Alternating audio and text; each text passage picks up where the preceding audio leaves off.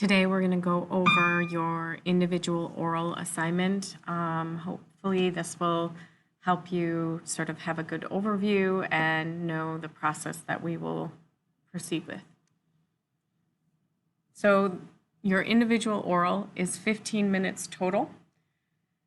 10 minutes of those is you discussing a global issue relevant to two texts, and that would be less than 5 minutes per text. One will be translated. That would be Chekhov, Dorfman, or Ogawa. One will be originally written in language A or English, which is Hosseini, Armitage, Wilkerson, and Gorman. Please make sure that you take note of those two groupings so that you are sure to pick one from each. Failure to do so leads to a reduction of 1/4 of your IB score. That's a pretty big deal. It's 10 points out of 40 that you lose. Then we will have a 5-minute follow-up discussion. The rubric that we will use is the same rubric that we use all year. So you know this rubric really well, hopefully. We're going to take a peek at the upper echelon of this rubric. Notice for part A, knowledge and understanding, you will be scored on your knowledge and understanding of the extracts and the whole work, or the whole body of work that we study. So for example, if you chose Armitage, you would need to reference more than one of his poems, more than just the extract you have in front of you. If you are using Ogawa and you have an extract from Fruit Juice, you need to reference all of Fruit Juice and all of the work itself in some way, shape, or form. Okay, so the whole work as well as just the snippet that you have. And then references to the extracts and to the works and texts are relevant and support your ideas. So you're going to make sure that you have quotes from the broader work that you reference. You will also be scored on your analysis and evaluation of the extracts and their work or texts that are relevant and at times insightful. And then also how authorial choices are used to present the global issue. So that's the question that you're always asked. What techniques did the author use? What choices did the author make? So again and again. Okay, so you've done all of the work. It's a matter of putting it together. You also will be graded on your focus and organization. So you need to maintain mostly clear and sustained focus, and you need to balance your treatment of both works. So 5 minutes each work, and then you need to have a logical and cohesively connected development. And I'll give you a list of transitions to use to help clarify the organization that you use. Lastly, you are scored on your use of language. And I want to point out that it's assumed that you will make mistakes in your use of language. So even on the furthest 10-point mark, it says occasional errors do not hinder. So they're assuming you will make those mistakes. That would be a sign that you didn't memorize it and that you are properly moving forward in your presentation and you've prepared correctly. Your vocabulary and syntax need to be appropriate and varied, and the elements of style need to be appropriate to the task. That means that you're not speaking casually with me, you're speaking formally, you're not using colloquialisms and idioms, and then you're speaking about the literature using terms of literary analysis.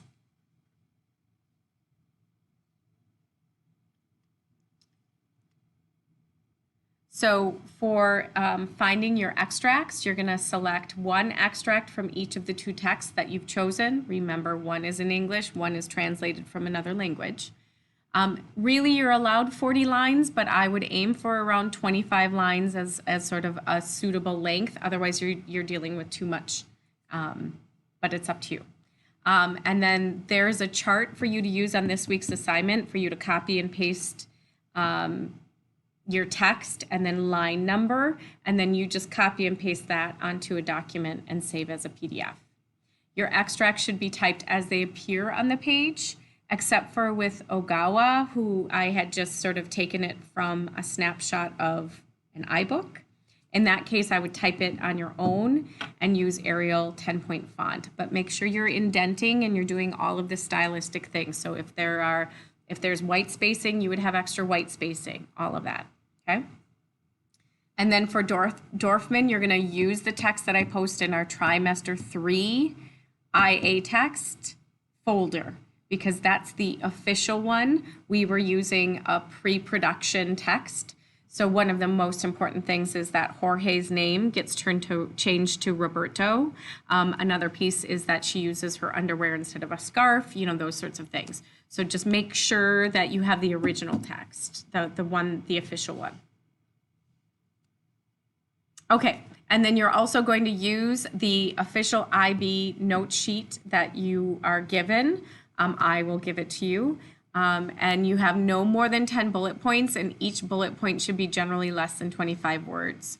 So here's a sample of what that looks like filled out. So this is an example that's filled out. First, you put the global issue. You've got your works in translation listed, the work in translation listed, and then the work in language A.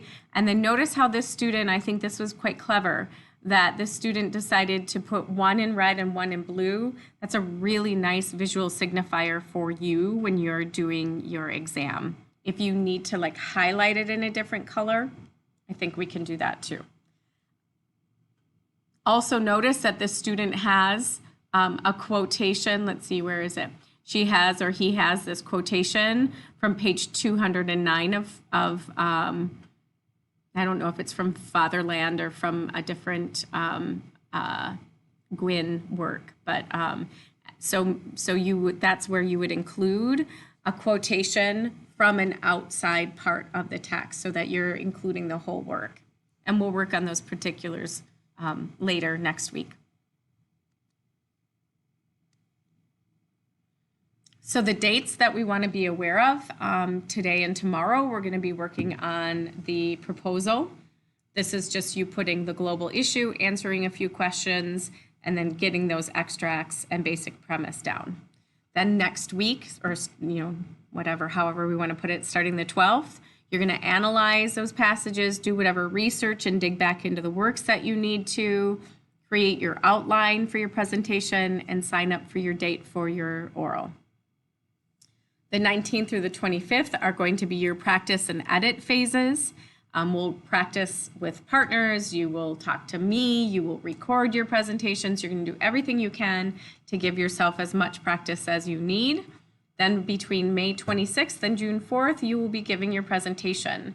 Our in-class time will be spent reading A Midsummer Night's Dream, and practicing for next year's exam. We'll watch A Midsummer Night's Dream and answer a few questions.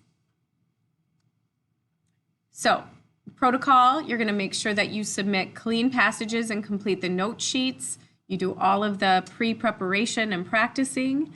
You're going to sign up for a date using a Google Calendar sign up that I make for you. 5 minutes before the presentation, you will arrive to your Google Meet, which will be linked on the calendar sign up. You will have either paper copies or PDFs of the passages and note sheet. And then otherwise, if you sign up in person, that's totally fine as well. If you have them on paper, that's okay, as long as I get a PDF, okay? If you are not present on time, you will get one call as a reminder for you to arrive. I will call whatever number I have available to me. Hopefully it's one that works. If I have to make that phone call, you will lose 20% of your grade. So if you are struggling to get on the Google Meet or something happens, that's when you email me immediately to let me know what's going on. That would negate that 20% reduction, okay? Unless it's I overslept or something like that, okay? And then if you have to reschedule on that day because you don't show up, that will be an automatic 50% reduction for your grade for the assessment for this class. Your IB grade does not change, but for this class, you will lose those points. So here is how generous the grading is. You will get 100 points for doing the task. That means that you show up on time with the materials and you speak for 10 minutes or more. with me talking with you as well, okay? And it's on the subject, obviously. So 100 points automatically for just trying. Then you have 100 points graded based on the rubric, which I just went over. That is out of 40 points. So I'm going to score it as an examiner, and I'm going to multiply whatever score you have by 4. So you could potentially get 60 points extra credit in that scoring if you were to get 40 points, right? If you were to get 100% on this assessment, you would end up with 260 points out of 200. And then plus you'll get those points every time you turn in your work on time and it's complete. You will get 100% on those assignments, and then so on and so forth. Now, because of this, your late work, if you turn in, for example, your proposal, which is due at 7 a.m. on Wednesday, if you turn that in late, you will lose 20% for that first 24 hours that it's late, and 50% for the next 6 days.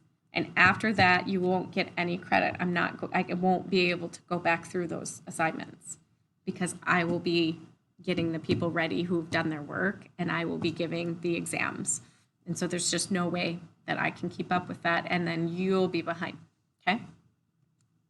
All right, your proposal sheet, that is what is due for Wednesday, and this is what it looks like. So you're just gonna fill this in. You're gonna type in your global issue. You're gonna type a justification of your global issue. This would be why you think it fits with the works and why you think it is a global issue. You're gonna explain how you think both authors convey it. This is like the techniques, the structure, the style, those sorts of things. You're going to explain why you chose those two works, just in general, okay? These quotes are from outside of the extract. So find 3 quotes from each of the works from outside of your extracts, and then include your extract in each of these areas with the line numbers, like we've been doing for our assignments. And that's it. And you're done for the week.